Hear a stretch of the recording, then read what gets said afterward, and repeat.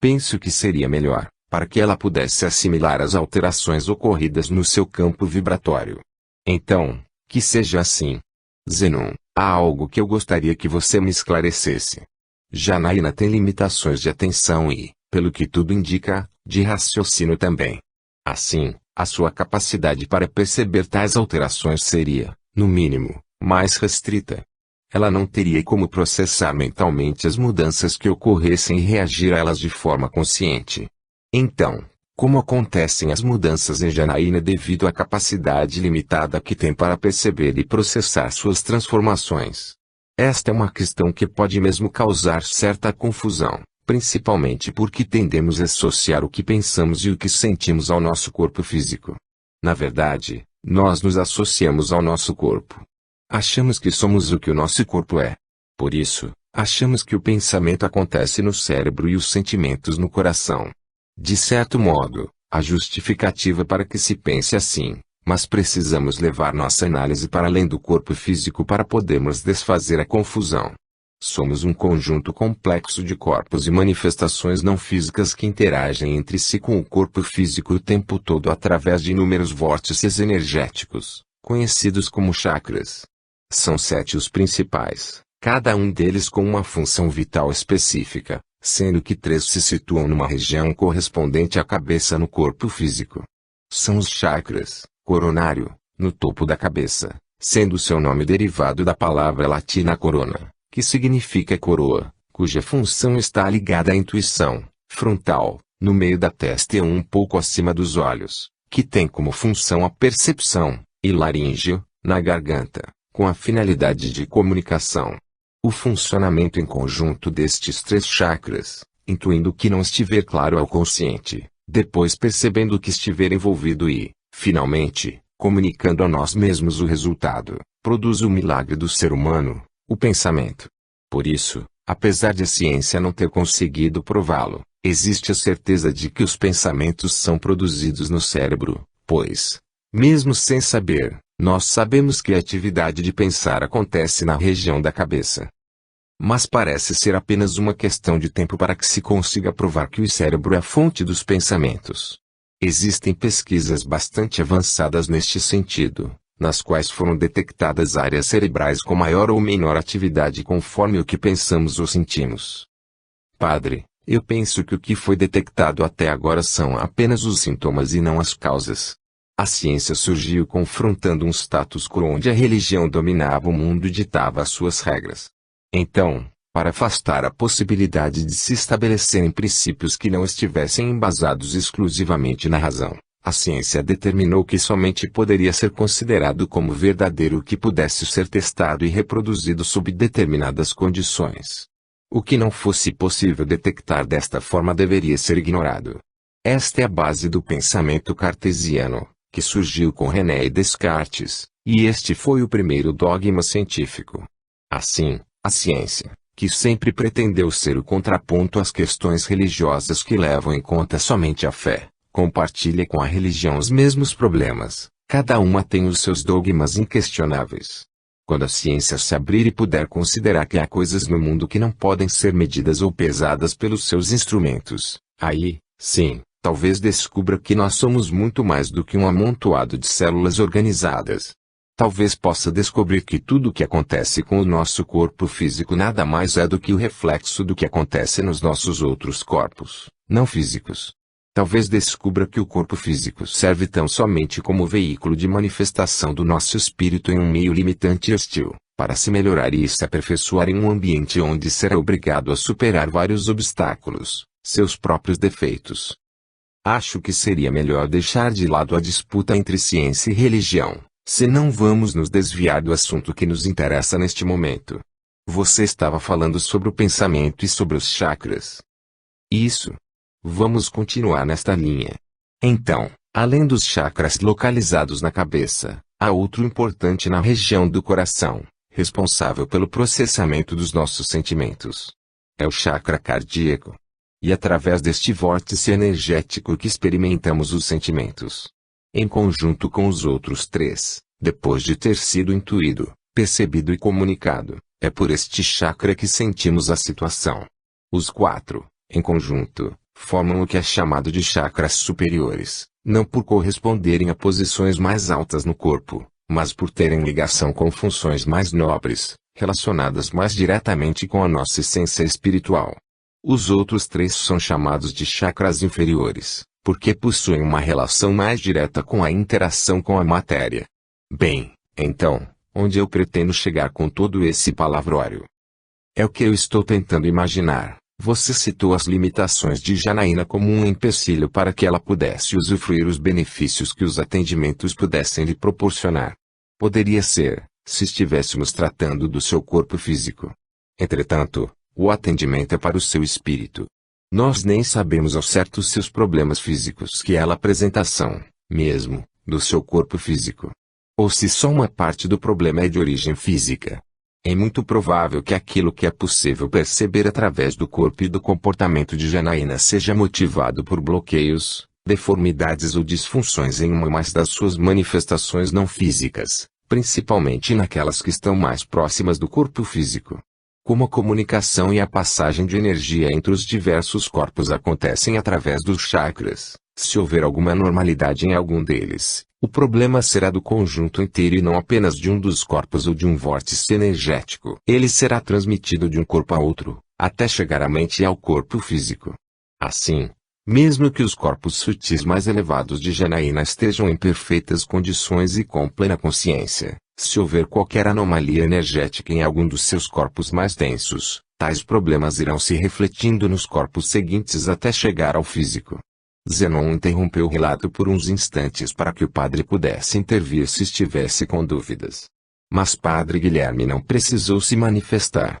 Ele estava pensativo, mas conseguiu entender o que conversavam. Então, Zenon prosseguiu. Há casos nos quais a pessoa apresenta diversos sintomas sérios, sugerindo um sem número de doenças, mas não se encontram quaisquer anormalidades através de exames. É quando os médicos dizem ao paciente, você não tem nada. Na verdade, ele quer dizer que o corpo físico do seu paciente não apresenta problemas. Isso é diferente de ele não ter nada, pois a sua doença não é física. É energética. É espiritual. Também há casos, mais graves, nos quais os desequilíbrios do espírito se reproduzem no físico, provocando vários sintomas, como deformidades e limitações, além de uma infinidade de doenças. Pode ser, até, que Janaína não tenha qualquer problema físico. Pode ser tudo de origem espiritual. Ou não. Não há como afirmar ainda. Mas, seja como for, toda melhora que pudermos conseguir, em qualquer um dos seus corpos não físicos ou na sua consciência, será refletida em todo o seu ser, inclusive no corpo físico. Zenon parou novamente, estranhando o silêncio do padre. Padre Guilherme, você está muito quieto. Quando alguém fica assim é porque está entendendo tudo ou não está entendendo nada. Em qual destas você se encaixa? Em nenhuma, Zenon. O padre achou graça da observação. Estou entendendo algumas coisas, sim. Até mais do que eu poderia esperar. Tanto que poderia me arriscar a palpitar que os casos que foram tratados até agora nos atendimentos de Janaína não têm relação com as suas limitações nem as justificam. Mas, se não tem, mesmo, porque não foi tratado diretamente o que era mais importante. E quem poderá dizer o que é o mais importante? Não depende dos médiums a escolha dos casos a serem tratados. Eles são apresentados conforme a necessidade do paciente. Nós costumamos dizer que uma série de atendimentos é como descascar uma cebola, devendo ser retirada uma casca de cada vez, sempre tendo que tirar as externas primeiro, para só depois chegar no meio. Os atalhos não produziriam bons resultados, pois não permitem que o caminho seja limpo antes de se chegar ao destino. Seria como, numa faxina, limpar só uma peça da casa, deixando todas as demais sujas. Em pouco tempo, a limpeza feita naquela peça estaria comprometida pela sujeira que não foi retirada das outras.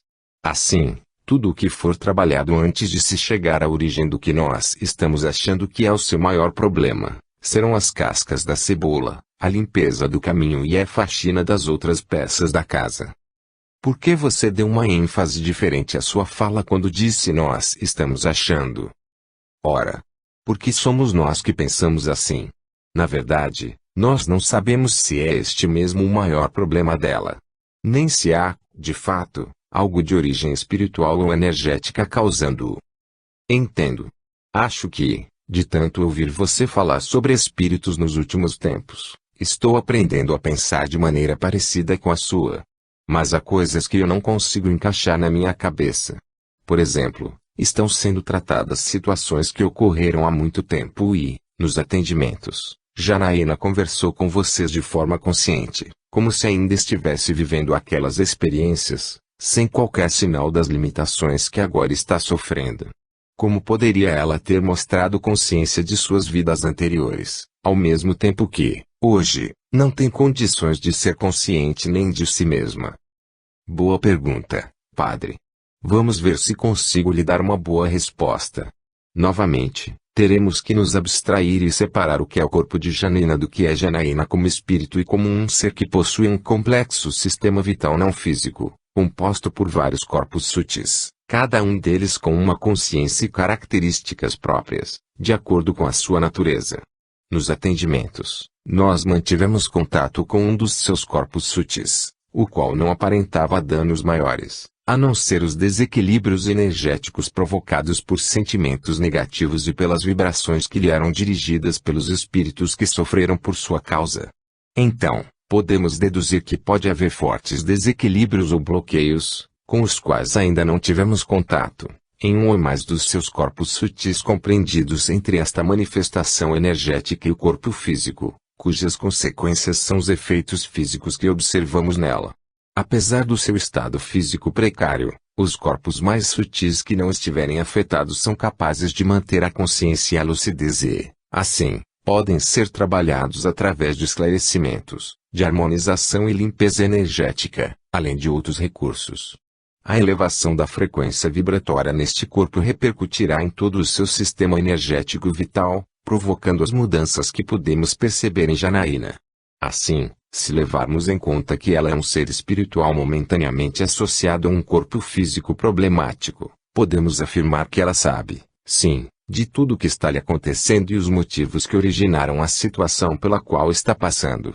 E sabe, também, que os obstáculos que terá que superar nesta encarnação cheia de limitações são como formam na mão do artista que talha a madeira, o qual, apesar de cortá-la e feri-la, dá-lhe uma forma mais bela. Bonita comparação. Este seria o caso do aprendizado pela dor, que você havia comentado outro dia. Com certeza, Janaína já havia recebido as oportunidades que precisava para crescer através do amor antes desta existência e deve tê-las desperdiçado. Então, não sobrou outra alternativa senão a de aprender pela dor mesmo. Apenas para complementar a questão da consciência, é necessário esclarecer que cada um dos nossos corpos pode ter um nível próprio e independente de harmonização, de equilíbrio e de conscientização. Nos atendimentos, é comum precisarmos trabalhar em determinadas manifestações do espírito que estiverem afetadas e elevar o nível de equilíbrio do todo, já que todos os corpos se comunicam e atuam em conjunto. Nós, seres humanos, somos uma obra maravilhosa de Deus. É verdade. Somente a sua infinita sabedoria poderia ser capaz de produzir o projeto da humanidade e executá-lo com toda a perfeição. Se não fôssemos nós mesmos a sabotá-lo, o nosso mundo seria o paraíso que a Bíblia descreve. Por outro lado, se não existissem os problemas que nós mesmos criamos, não teríamos as oportunidades de resolvê-los e de aprender com eles.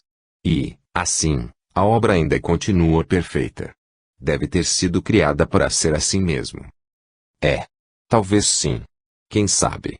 Durante a conversa, continuavam a partida de xadrez. Zenon explorava uma área do tabuleiro onde julgou haver vulnerabilidade e através da qual poderia avançar contra o rei do padre.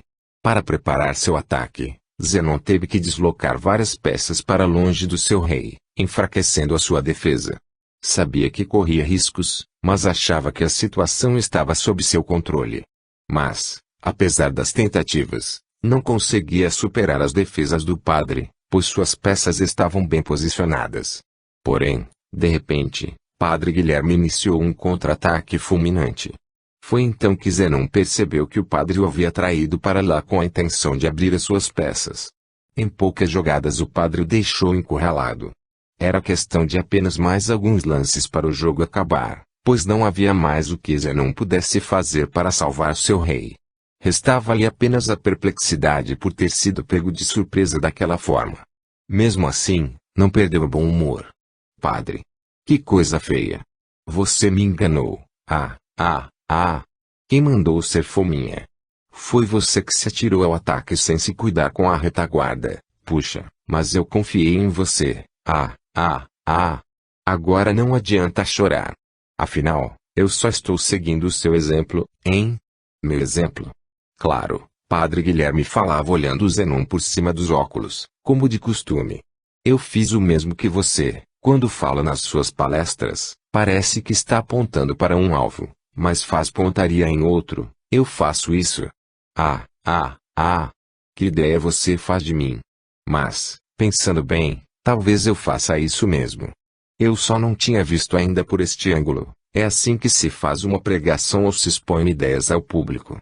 Se você for muito direto, acabará perdendo plateia, pois muitos não entenderão ou não gostarão do que ouvirem. Está certo. Padre, o jogo estava ótimo. Só não estava melhor porque eu perdi. Nossa conversa também foi muito boa, mas eu preciso ir. Já dormi pouco esta noite e o dia começa cedo amanhã. A pressa é a sua.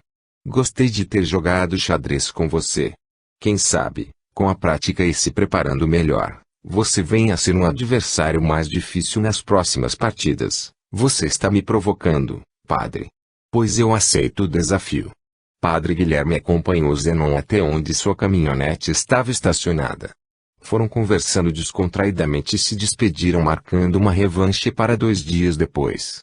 Zenon estava cansado e foi direto para casa. Naquela noite, o que ele mais queria era dormir um sono reparador. No caminho, ia avaliando o que acontecera nos últimos dias. Janaína passara por 2 atendimentos e estava demonstrando alterações significativas no seu comportamento. Zenon havia conhecido Lar Esperança e criara fortes laços de ligação com aquelas crianças e com a instituição, a qual Padre Guilherme levava adiante enfrentando dificuldades, mas superando-as com muito amor e dedicação. Foram dias intensos, movimentados e cheios de surpresas. A maior delas, para Zenon, era o próprio Padre Guilherme. Nunca pensou que pudesse estabelecer uma ligação tão profunda e sincera com o padre, nem que pudessem conversar tão abertamente sobre os assuntos que tratavam. E, muito menos, que ele viesse a examinar as questões espirituais sob um ponto de vista diferente do da sua fé e, ainda, admitir a coerência da doutrina espírita e a possibilidade de poder estar certa em diversos aspectos. Zenon admirava Padre Guilherme pela clareza e abertura da sua mente. E pela sua coragem também. Afinal, enfrentar a si mesmo, confrontando suas bases e crenças com o desconhecido, não é tarefa para qualquer um. A forte ligação que se estabeleceu entre eles em tão pouco tempo fazia com que Zenon especulasse se já não haviam se conhecido há mais tempo e compartilhado experiências comuns em encarnações anteriores. Em geral, espíritos que já são velhos conhecidos se identificam de imediato quando se reencontram encarnados. Por outro lado, também poderia ser a primeira vez que se encontravam. Mas nada disso importava. Fosse o que fosse, era preciso apenas fazer o que tinha que ser feito, com amor e dedicação e sem medo ou preguiça. O resto, a própria vida providenciaria. Padre Guilherme também pensava nos últimos acontecimentos. Olhando para sua escrivaninha, onde estavam espalhados os livros que estudara e as anotações que fizera naquela tarde, o padre sentiu como se o chão onde sempre se firmara houvesse estremecido. Não lhe parecia mais tão firme como sempre fora. Entretanto, em vez de se abalar, sentia-se desafiado a desbravar um novo horizonte. Não pensava em abandonar suas convicções ou o sacerdócio, mas iria em busca de novas informações e as utilizaria como pudesse na sua vida e no seu ofício. Depois de um tempo contemplando seu material de estudo, o padre resolveu deixar tudo do jeito que estava para retomar a pesquisa de onde parou em outra oportunidade. E, assim, Zenon e Padre Guilherme, cada um com seu mundo, cada um com seus pensamentos, se recolheram naquela noite para se recuperarem para enfrentar o dia seguinte. 17. O que Deus uniu, o homem separa. O comportamento de Janaína foi acompanhado no decorrer da semana por Padre Guilherme e por Zenon. Depois da reação que ela apresentou na terça-feira, dia seguinte ao seu segundo atendimento no centro espírita, a menina foi se soltando. Passou a interagir mais com as pessoas ao seu redor, tanto com as crianças do Lar Esperança como com os adultos com quem tinha contato. Parecia estar mais consciente de si e das coisas. E mais atenta também. Ela passou a responder mais rapidamente quando alguém tentava se comunicar e, às vezes, suas conversas se estendiam por algumas frases curtas. Tendo em vista a sua situação, era um grande avanço. Em casos complicados como o dela, qualquer pequeno sinal de melhora devia ser comemorado como um grande obstáculo que fora superado. E assim reagiram Padre Guilherme, Zenon e as senhoras do Lar Esperança. Estavam todos surpresos e muito satisfeitos com a evolução do seu caso. O padre, em especial, se sentia aliviado e mais confiante no trabalho com a espiritualidade que Zenon e seu grupo estavam realizando. Para trocar informações sobre a evolução de Janaína, Zenon e Padre Guilherme mantiveram contato todos os dias naquela semana por telefone, exceto na quinta-feira, quando fizeram a revanche do jogo de xadrez, desta vez ganho por Zenon, e no sábado, quando se encontraram na cidade. O padre relatava os pequenos progressos de Janaína a Zenon, que tentava encontrar alguma relação com os fatos surgidos nos atendimentos. No domingo, Zenon estava na sua banca na feira. Já era quase meio-dia e recém o seu público havia se dispersado. Ele falara, desta vez, sobre as atitudes que as pessoas têm diante das situações e das coisas e com relação aos outros, e os reflexos que elas trazem para as suas vidas. Como sempre, muitos saíram dali mais aliviados. Chegada a hora de desmontar a banca, arrumaram as peças que levariam de volta para a fazenda na caminhonete e levaram o resto para a garagem do outro lado da rua. Ao atravessá-la, Zenon viu o velho senhor que lhe cedera a garagem para guardar seu material. Ele estava cuidando das roseiras do jardim, acompanhado da sua esposa, que parecia já estar recuperada da enfermidade que a obrigara a ficar acamada por vários dias. Zenon ainda não a conhecia e, assim, o senhor os apresentou um ao outro e avisou que era ele o artista que dera a rosa de cristal que lhe servira de companhia nos últimos dias. Muito simpática, ela agradeceu sinceramente o presente e comentou que parecia que passou a se sentir melhor depois do que colocou a rosa ao lado da sua cama. Achou que aquela linda peça trazia para perto de si as rosas que cultivava no seu jardim, que tanto amava, dando-lhe um ânimo renovado para se recuperar e voltar às suas atividades normais. Conversaram mais um pouco e Zenon saiu satisfeito, pensando que talvez pudesse ter ajudado de alguma forma para que a senhora se restabelecesse. Aquela pequena peça fora confeccionada com finas lascas de quartzo rosa, coladas entre si para formar as pétalas. Sendo o quartzo uma pedra com propriedades capazes de harmonizar e de equilibrar as energias do ambiente, era bem possível que houvesse um fator de desequilíbrio no local que poderia ter sido anulado ou minimizado, não só pela pedra, mas por estar associada aos sentimentos sadios e às energias positivas gerados por aquela senhora.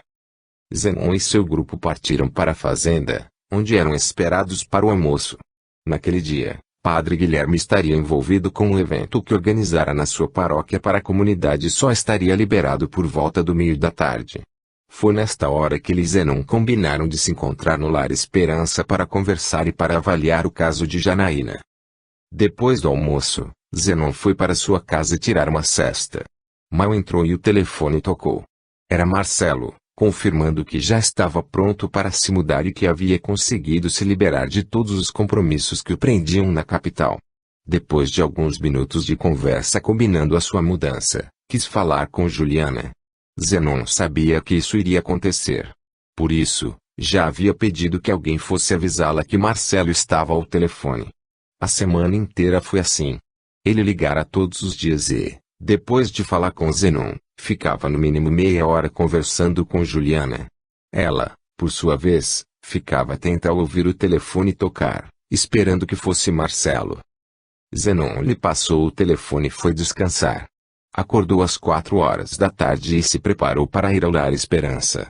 Lá chegando, encontrou o Padre Guilherme sentado em um banco na frente da casa, observando as crianças brincar no gramado. Janaína, Daniel e Lucas corriam de um lado para outro brincando de pegar, enquanto André e Gustavo, que não controlavam os movimentos, estavam no balanço especial que fora instalado num outro final de semana. Zenon sentou ao seu lado e passaram a conversar sobre assuntos diversos, inclusive Janaína. Ela estava muito bem. O comportamento estranho que apresentara nos primeiros 2 ou 3 dias havia sido superado. Passada esta fase, ela se mostrava mais atenta e falante, interagindo melhor com o meio e com as pessoas. Não era algo que se percebesse de imediato, ou que fosse evidente, mas detalhes do que só podiam ser observados por quem estivesse habituado a lidar com a menina com frequência. Padre Guilherme já sabia, pelas explicações que Zenon lhe dera, que a evolução do caso de Janaína aconteceria por etapas, através de um processo que poderia se estender por um longo tempo. Por causa do contato que estava tendo com uma nova abordagem sobre a espiritualidade, através do que Zenon lhe falava e dos livros que este lhe fornecera, não estranhava mais as mudanças repentinas de comportamento da menina e aprendera a confiar no tratamento espiritual ao qual ela estava sendo submetida. E assim, sem ansiedade, aguardava os acontecimentos e monitorava os pequenos progressos que ela vinha demonstrando. A conversa entre os dois fluía quando, de repente, os 2 meninos que corriam por ali se chocaram batendo as cabeças um no outro. Um deles não sentiu nada e continuou brincando, enquanto o outro começou a chorar, cobrindo a região dos olhos e do nariz com as mãos, demonstrando que havia se machucado. Imediatamente, dirigiu-se até onde estava o padre, que o abraçou e examinou seu rosto para ver o que podia ser feito. Apesar de estar com o nariz vermelho, não havia sangramento ou algum sinal que demonstrasse gravidade. Porém, o garoto continuava chorando. Instintivamente, o padre levou uma de suas mãos ao rosto do menino, acariciando o local atingido. Mesmo chorando, o menino ficou quieto. Até parecia que ele sabia que Padre Guilherme ia lhe proporcionar o conforto que estava precisando. Vendo a cena, Zenon se manifestou. Padre, use as suas mãos com consciência, hein? Use as suas mãos com consciência. Afaste um pouco a sua mão do rosto do menino, mantenha sobre a área atingida e coloque a sua vontade em ação. Procure mentalizar o que você quer que seja transmitido através das suas mãos. Padre Guilherme seguiu as instruções de Zenon, fechou os olhos e iniciou uma prece pedindo a Deus que fosse levado alívio ao menino que havia se machucado. De imediato, começou a sentir um formigamento na palma da mão, que foi aumentando.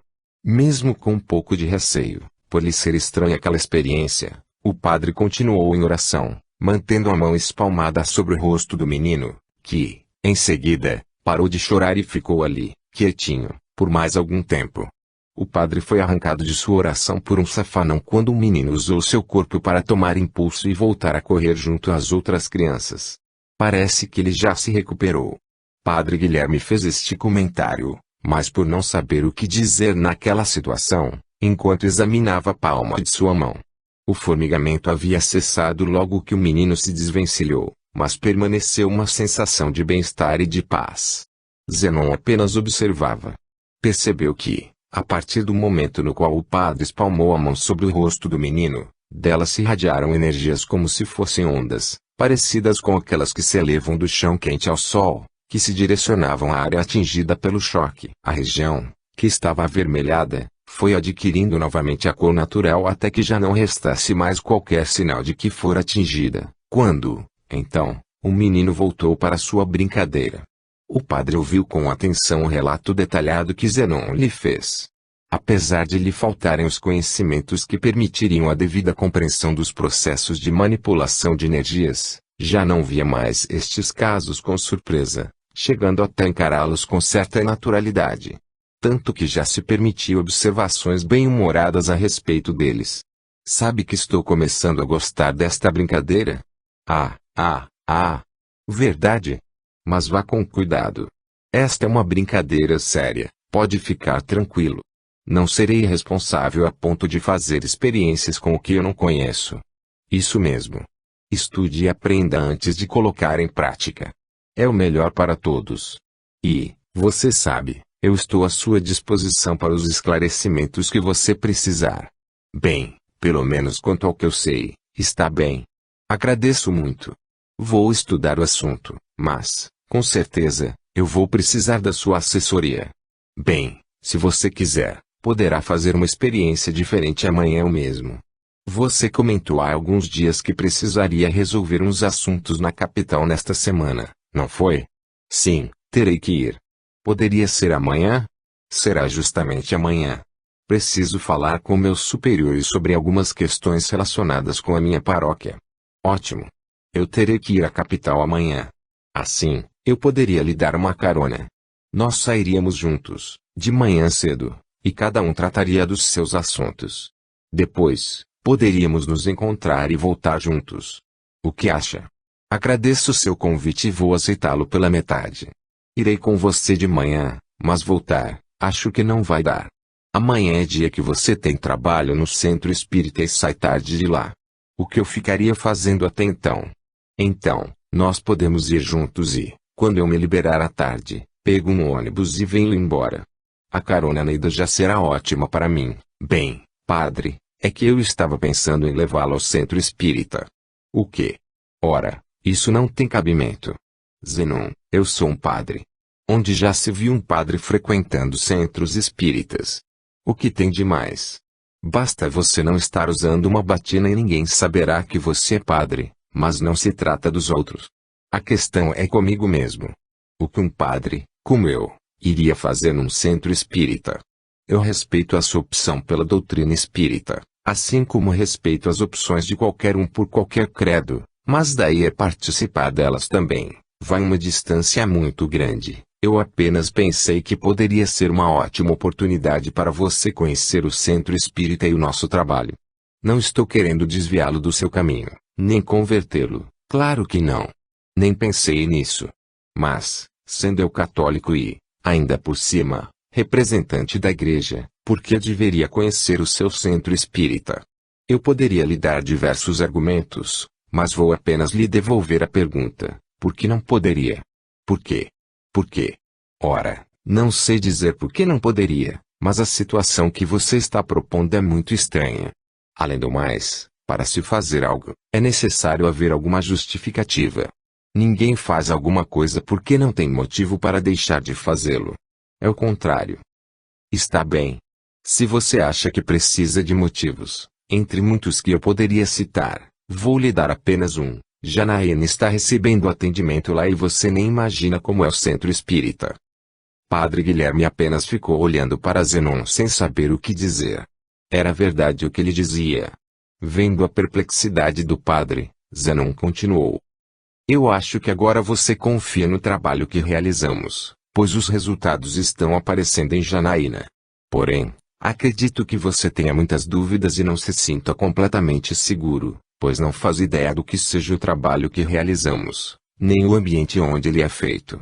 E assim, fica tentando imaginar como seria, pense em 1000 possibilidades, mas sem certeza nenhuma. Não é assim, padre? É. Sou obrigado a admitir que sim. Por favor, não se ofenda por causa disso, de maneira nenhuma eu iria me ofender. Minha intenção ao convidá-lo para ir ao centro espírita é apenas para que você conheça o nosso trabalho para poder ficar em paz com a sua consciência. Eu tenho certeza que, depois disso, você vai ficar muito mais tranquilo com relação aos atendimentos de Janaína. Zenon, eu confio em você e no trabalho realizado no centro espírita. Eu concordei com o atendimento de Janaína baseado nesta confiança, mesmo indo contra os meus princípios. Mas, por favor, não me peça para ir lá. Sei que não haveria mal algum, mas eu não me sentiria bem. Ora, onde já se viu um padre frequentando um centro espírita? Agradeço seu convite, pois sei que é de coração, mas prefiro não ir. Por favor, não se zangue, nem se chateie por causa disso, de forma alguma, padre.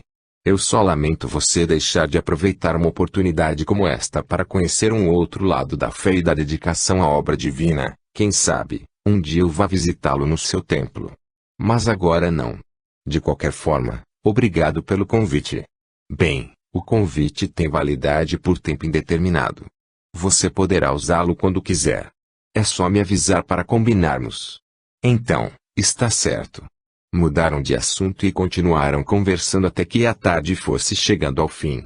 Antes de ir embora, Zenon ajudou a levar as crianças para dentro e combinar um horário no qual ele passaria na casa de Padre Guilherme para pegá-lo. No dia seguinte, às 6 horas da manhã, Zenon chegava à casa do padre, que já o esperava no portão. Conversaram sobre vários assuntos durante a viagem, mas dedicaram um tempo maior tratando sobre as compatibilidades de princípios entre as crenças do padre e a doutrina espírita, a qual Padre Guilherme estava estudando no livro Evangelho segundo o Espiritismo. O compromisso que o padre tinha era apenas à tarde. Assim, pôde acompanhar Zenon durante a manhã, quando este entregava sua carga ao distribuidor. Por volta das 11 horas, quando já começava a bater a fome, Zenon comunicou ao padre que tinha ligado para Marcelo na noite anterior e combinado de almoçar na sua casa, o que deixou o Padre Guilherme feliz por poder compartilhar de um almoço familiar.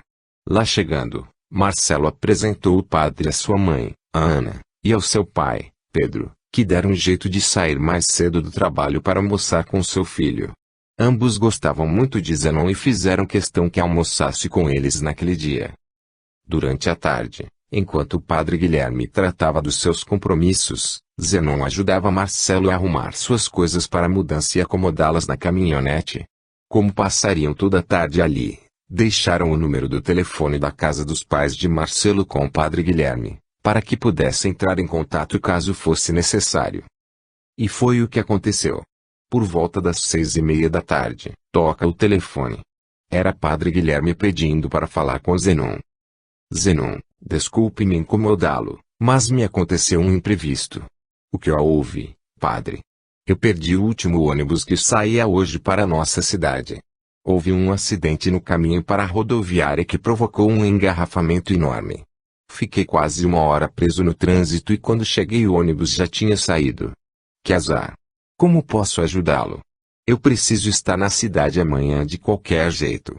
Tenho atividades agendadas para o dia inteiro. Você poderia me dar uma carona depois que você sair do centro espírita? Claro. Onde você vai estar? Padre Guilherme ficou mudo. Alô? Padre, você está aí?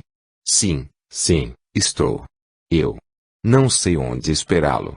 Ainda não havia pensado nisso.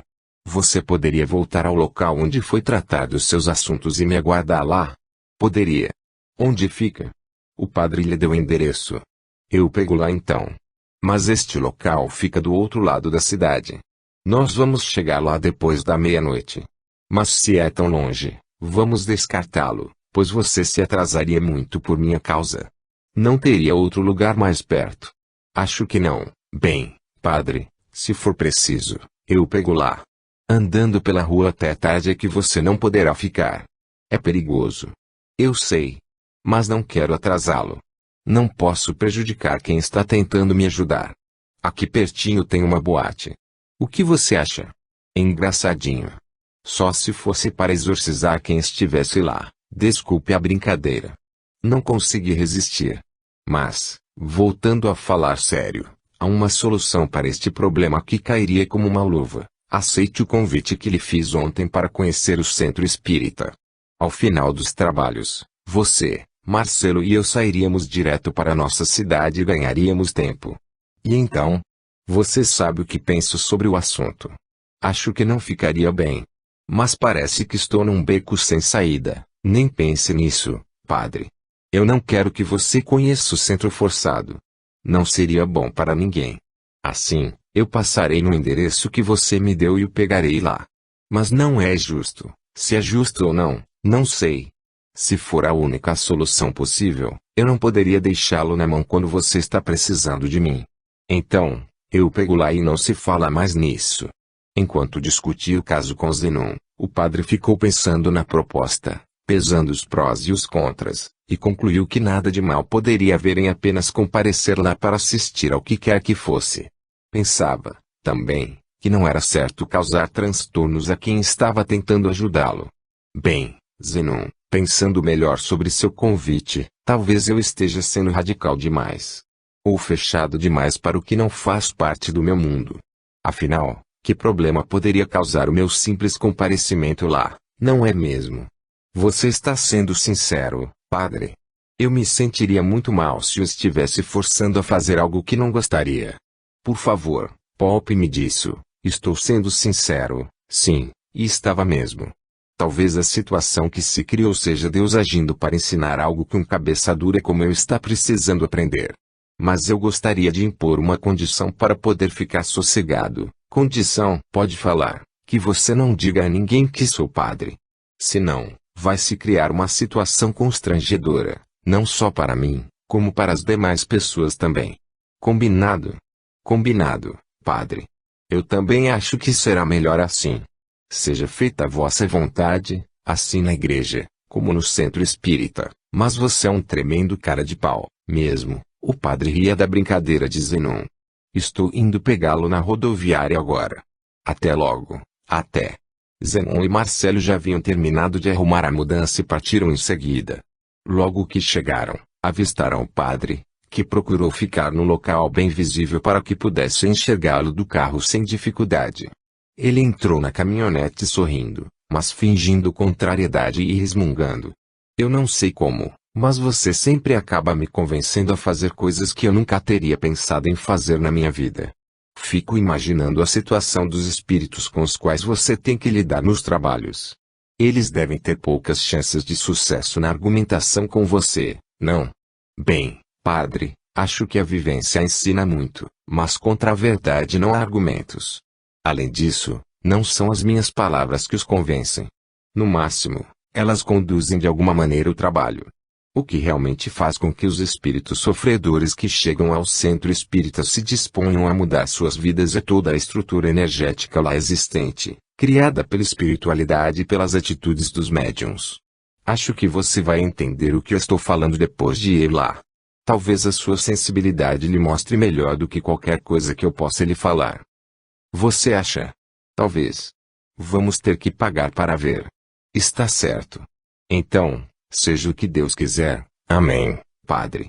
Amém. Ambos riram e Zenon dirigiu até o centro espírita, chegando lá 20 minutos depois. Por ser cedo ainda, conseguiram estacionar bem em frente. De dentro do carro, padre Guilherme observava com surpresa, não contendo comentário. Mas é uma casa comum. Se não fosse por aquela pequena placa de madeira identificando o centro espírita, qualquer um acharia que aqui é apenas uma residência. Bem, padre, respondeu Zenon traço, talvez você esperasse encontrar algo maior, ou melhor, mas é uma casa comum mesmo, onde pessoas dedicadas ao trabalho amoroso de ajuda ao próximo se reúnem para este fim e para aprender sobre a espiritualidade e sobre si mesmos. Desculpe-me se dei a impressão de estar menosprezando o centro, mas não é isso. Eu apenas estou surpreso, pois esperava que as instalações fossem as de um prédio mais adequado para receber os visitantes. Conforme as nossas possibilidades, estamos providenciando para que seja assim. Já construímos um salão nos fundos, que daqui não dá para ver, além de algumas reformas e ampliações na casa original. De qualquer forma, para nós, é um lugar sagrado, sem que precise ser um templo. Peço novamente que me desculpem. Não sei por que estou falando tantas bobagens. Padre Guilherme estava nervoso e inquieto por não saber o que iria acontecer naquela noite. Ele já se perguntava o que estava fazendo ali e por que aceitar o convite de Zenon para acompanhá-lo ao centro espírita. Suas mãos não paravam de se movimentar e tinha os olhos um pouco arregalados. Zenon notou a sua agitação e tentou acalmá-lo. Padre, acalme-se. Apesar de não ter a aparência que você esperava, esta também é uma casa de Deus. Você sabe, Deus não precisa de pompas para se manifestar, mas de corações fraternos e de mentes e braços dispostos para a execução da sua obra. Você está absolutamente certo, Zenon. O padre sorria ao flagrar-se ligado a preconceitos e apresentando medos infundados do que desconhecia. Mesmo que tivermos apenas uma árvore para nos servir de abrigo, se lá estivermos em nome de Deus, Ele estará conosco. Pois bem, vamos descer? Estou louco para conhecer o centro espírita. Prometo que vou controlar meus medos bobos. Determinado, padre Guilherme abriu a porta da caminhonete e desembarcou, sendo seguido por Zenon e Marcelo, os quais ficaram surpresos com a sua atitude. Zenon mostrou todo o centro ao padre e, conforme haviam combinado, o apresentava aos trabalhadores que já se encontravam na casa como um amigo da sua cidade que o estava acompanhando. Aos poucos, a inquietação do padre foi passando. fora recebido com carinho pelos trabalhadores da casa, parecendo-lhe que eram felizes por estarem ali, pois todos tinham um sorriso no rosto e eram amáveis uns com os outros e com os visitantes. À medida que eu se acalmava, ficava mais aberto para receber as energias positivas que envolviam o centro espírita. E, assim, o padre passou a desfrutar de uma paz semelhante à que sentia quando estava na sua igreja. Faltando alguns minutos para o início dos trabalhos, Zenon orientou o padre Guilherme. Você terá que ficar aqui no salão. Escolha uma cadeira e fique à vontade. Haverá uma breve palestra aos visitantes, enquanto fazemos a abertura dos trabalhos, e, a seguir, iniciaremos o passe. Agora eu preciso trabalhar. Vá sossegado. Estarei bem. Aliás, já estou. Padre Guilherme se sentou e ficou observando o ambiente. Enquanto aguardavam a palestra e o passe, uns estavam concentrados, em oração, outros conversavam em voz baixa, outros pareciam estar ali apenas de corpo presente, numa atitude que ele já conhecia bem devido à sua experiência como sacerdote. Também havia uns poucos que ficavam olhando em volta, procurando não se sabe o que. Como ele. Ao se dar conta disso, Padre Guilherme passou a orar com calma e serenidade, tentando, no que lhe fosse possível, contribuir para a manutenção do equilíbrio do ambiente, em vez de perturbá-lo com a sua curiosidade. Zenon estava um pouco apreensivo com o tema da palestra que seria proferida naquela noite, pois era a primeira vez, e talvez fosse a única, que Padre Guilherme comparecia no centro espírita. Assim, Zenon gostaria que a mensagem fosse adequada ao entendimento do padre. Mesmo que a escolha do tema da palestra não dependesse dele, Zenon não se conteve e, antes de entrar para a sala onde seria realizada a abertura dos trabalhos, procurou por Raul, que habitualmente trazia uma mensagem para o público. Raul, será você quem vai palestrar hoje? Acho que sim. Apesar de estimularmos o rodízio, para que outros também façam as palestras, dificilmente alguém se apresenta. Se ninguém se prontificar, serei eu mesmo, como quase sempre acontece. Por precaução, sempre trago algo pronto. Então, já tem a palestra pronta? Qual será o assunto? Se realmente couber a minha palestra de hoje, falarei sobre a divisão que a humanidade experimenta por causa de Deus e das religiões, quando deveria ser o contrário. Zenon riu de satisfação, aliviado. Será você quem vai palestrar hoje? Tenho certeza, eu já havia preparado um outro assunto para a palestra de hoje, mas ontem algo começou a me buzinar para mudar o tema, até que eu mudei. Mas fiquei intrigado por isso, sem entender os motivos para tal. E agora, você vem me perguntar e tem essa reação. Afinal, o que está acontecendo que eu não sei? Não se preocupe. Apenas dê a palestra que você preparou e esteja certo que a mudança do tema não foi por acaso. Você foi intuído pela espiritualidade para fazer a mudança. Ao final dos trabalhos nós podemos voltar a falar sobre isso. Agora não dará mais tempo, pois está na hora de começar. Bom trabalho para você. Para você também, respondeu Raul, resignado. Zenon se dirigiu para a sala onde era feita a abertura, sendo seguido pelos trabalhadores que ainda se encontravam por ali. Quando todos já haviam entrado, foi fechada a porta e iniciada a preparação dos médiuns e do ambiente para o trabalho.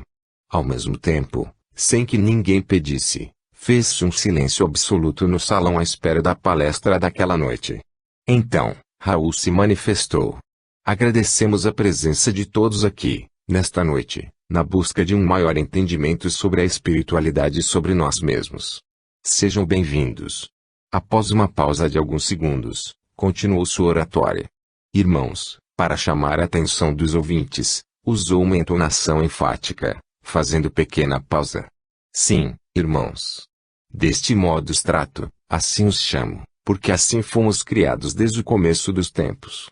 Nós todos, como espíritos que somos, e não como um corpo carnal com o qual ora nos identificamos, surgimos iguais, em um tempo impossível de contar, quando cada um começou a sua caminhada em direção ao Criador. A humanidade, no início, era composta de seres espirituais extremamente simples. Com o passar do tempo, cada indivíduo foi incorporando impressões primeiro, e conhecimentos depois, até que surgiu a necessidade de buscar a origem divina do homem. Na nossa história, Não se conhece um povo secular, antigo ou moderno, que não tenha buscado restabelecer a ligação do homem com Deus novamente. Mesmo sem saber ao certo como nem porquê, sempre houve a certeza de que acima da humanidade existia uma divindade criadora. Também sem saber ao certo como nem porquê, sempre se soube que é para ela que o homem se dirige. Todos os povos que já existiram procuraram se ligar aos deuses nos quais acreditavam. Tiveram seus profetas, seus monges, seus sacerdotes, seus pajés, seus feiticeiros, entre outros títulos. Não importando os nomes que tenham recebido, eles eram os emissários ou os representantes dos deuses dos seus povos. Eram os que traziam ao homem comum as palavras e os desejos dos seus deuses e eram pessoas especiais junto aos seus por terem tal capacidade. Por causa dos contatos que mantinham com a espiritualidade, eles desempenharam, nas suas épocas, o papel que hoje atribuímos àqueles que chamamos de médiuns. Talvez seja a nossa mais antiga capacidade. Talvez mais antiga até que a inteligência, pois enquanto esta precisou ser desenvolvida por milhões de anos, a nossa ligação com Deus sempre existiu.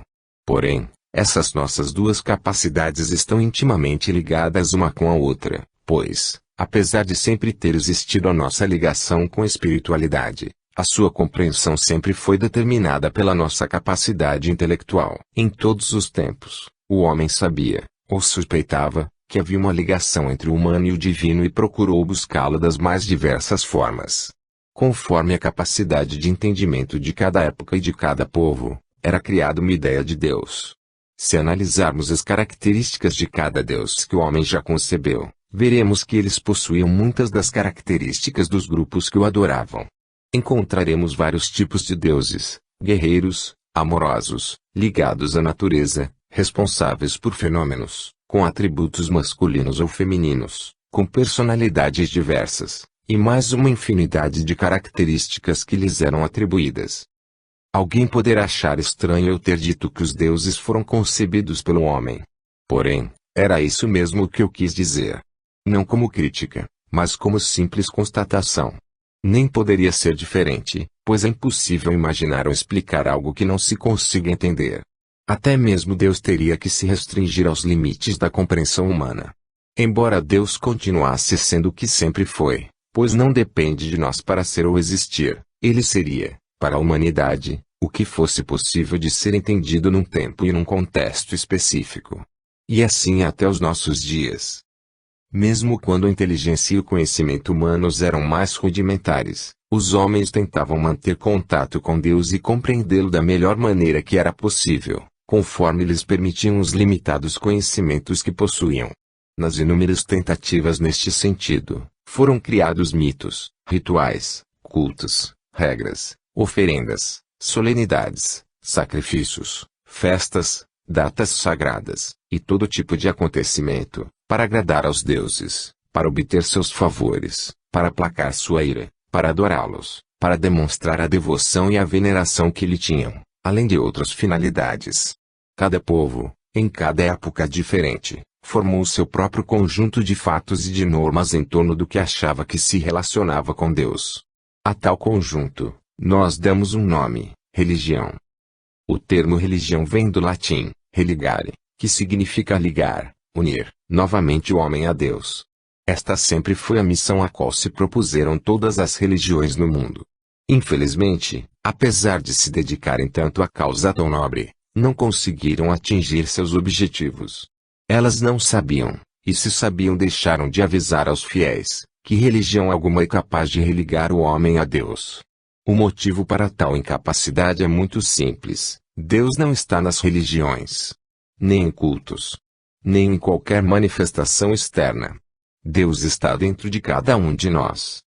O máximo que as religiões podem fazer é mostrar um caminho que precisa ser trilhado pelos seus seguidores de maneira individual, para que cada um encontre a porção divina que existe dentro de si.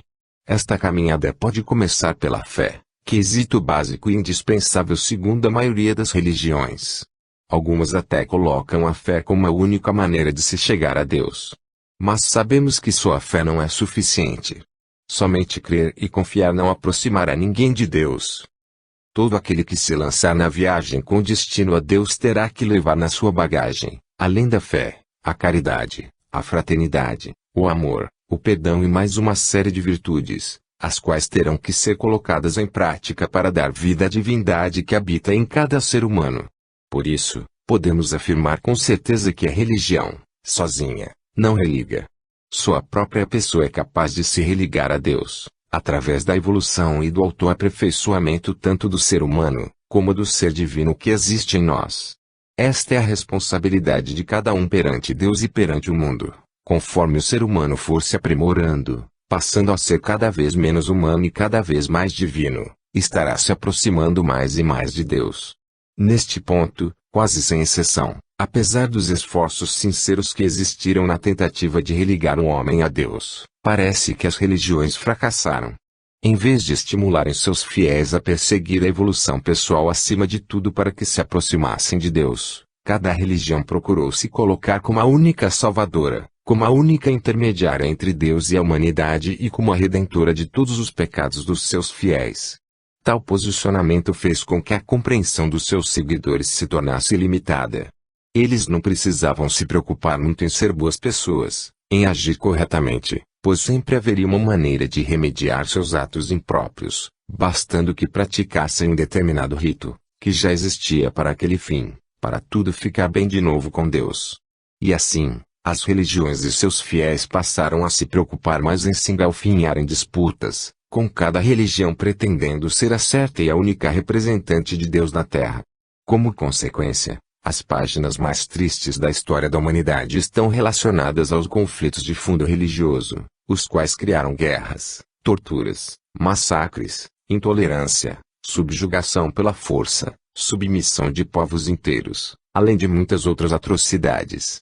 Infelizmente, não podemos nem nos reconfortar dizendo que fatos como esses pertencem ao passado, pois ainda hoje eles continuam acontecendo. Nosso mundo sempre esteve envolvido em disputas e em guerras, sendo que a maioria delas tinha, e ainda tem, motivos religiosos, principalmente aquelas mais ferrenhas. O mais surpreendente de tudo é que os homens justificavam tais aberrações como sendo a vontade de Deus. Era em seu nome que guerreavam. Era em seu nome que matavam. Era em seu nome que espalhavam o sofrimento aonde fossem. Era em seu nome que tentavam salvar o mundo, acreditando que, com a propagação da sua fé e a eliminação das concorrentes, seria estabelecido o reino de Deus na terra. Entretanto, para alcançar os fins que pretendiam, utilizaram meios que contrariavam os preceitos da fé que defendiam, criando-se um paradoxo terrível. Em seu nome, o homem fez quase tudo o que Deus havia ensinado que não deveria ser feito. O que vemos no mundo, ainda hoje, motivado por questões religiosas. Nações e povos inteiros divididos, lutando uns contra os outros. Atentados. Os mais fortes submetendo e dominando os mais fracos. Perseguições. Armas em lugar do amor e do perdão. Por pior que isso possa parecer, ainda é apenas um reflexo de tempos muito mais duros pelos quais a humanidade já passou. Tudo porque os homens, escondidos ou protegidos pelo poder que a religião confere, trataram de subverter a ordem natural, segundo a qual fomos todos criados como irmãos. O que Deus uniu, o homem separou. A humanidade, que Deus criou una, irmanada, o homem tratou de dividir de várias maneiras. Quase todas de forma cruel, com base no egoísmo e no orgulho. Uma das formas mais antigas de divisão da humanidade de que se tem notícia, e que continua existindo até hoje, ocorreu por causa da religião. Cada povo, ou movimento religioso, usando a palavra de Deus conforme conseguiu entender, proclamou-se o eleito, o correto, o fiel, o guardião da verdade divina, e passou a tratar quem discordasse como adversário. O que Deus uniu, o homem separa até hoje. Este é o maior enigma que as religiões já propuseram para a humanidade, como, em nome de Deus, conseguiram a façanha de separar os irmãos, que assim foram criados desde o início por ele para que se mantivessem unidos. A maioria das religiões acabou provocando divisões em vez de união, lutas de opressão em vez de solidariedade, penas em vez de perdão, guerras em vez de paz, ódios em vez de amor. E, ainda por cima, tudo isso em seu nome, pois, conforme justificavam, seria esta sua vontade. Mas, o que estou dizendo? Que ter uma religião é ruim. Que as religiões contrariam os mandamentos de Deus. À primeira vista, pode parecer que esta é a mensagem que estou tentando passar. Por isso, gostaria de deixar bem claro que, se há problemas, eles não são causados pelas religiões. Analisemos, afinal de contas, quem criou as